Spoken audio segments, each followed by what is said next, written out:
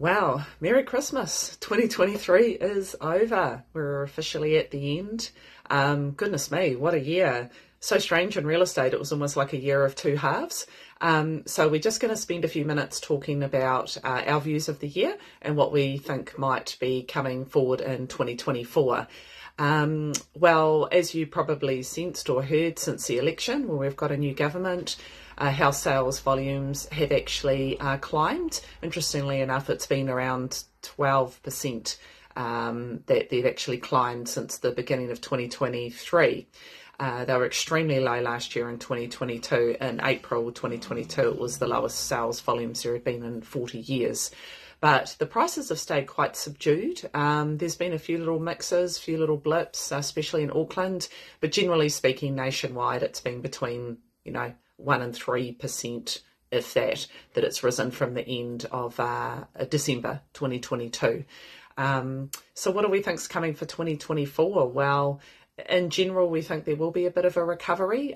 Sales volumes may be up by 10%, something along those lines. This is on average nationally. So prices may be up 5%, possibly a little bit more in some price ranges and in some areas. So that will be an interesting, let's see, type of thing.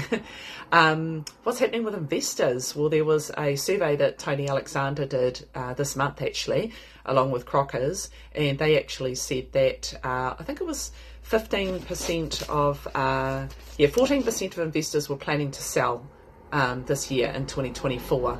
19% of investors said that they would in October. So obviously that's changed. People haven't become more optimistic necessarily when it comes to whether they would sell or not.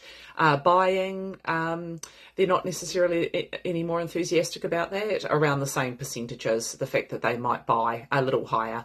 Landlords, 87% are planning to raise rent next year by an average of 6%. So they're really feeling the pinch. As we know, with the new government, they've restored a degree of tax deductibility. It'll be back to 100% by April 2025. So that will give people, more money in their pocket because they won't be paying these tax bills that we're going to come under the Labor government. Also, the Brightline test has gone back to 2 years, which frankly we think is probably not long enough, but then 10 years was too long for properties that weren't new builds. And interestingly, with new builds, it seems that investors aren't at all interested in purchasing townhouses or apartments. Generally, they're showing that they just really want standalone houses. Recovery. I mean, there was huge climbs. I mean, in 2021, the average house price went up 25%. And then in 2022, it went up 10%. But 2023, it was very subdued. Apologies, sorry, 2020 it went up 10%. It was very subdued in 2023 and in 2022 as well. So it'll be interesting to see what happens going forward. Interest rates, so what's happening? Reserve Bank have kept the OCR official cash rate about the same.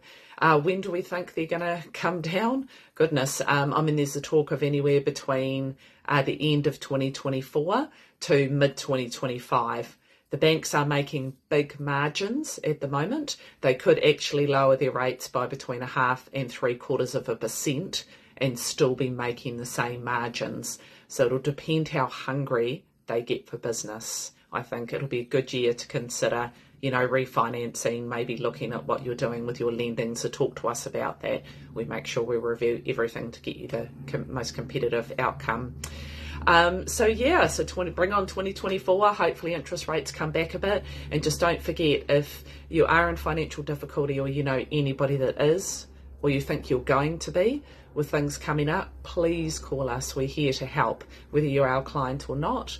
We can work out plans, we can talk to the bank and see if we can help you with pending repayment increases. But let's do it now. Don't do it when you're in trouble. Do it if you think things are going to happen that way. So stay in contact with us.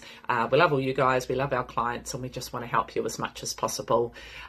So many happy returns. We hope you have an awesome break, and we look forward to staying in touch with you and hearing from you in 2024, and we hope you will have a great year. that's us signing off. We'll be back in the office on the 8th of January. Merry Christmas.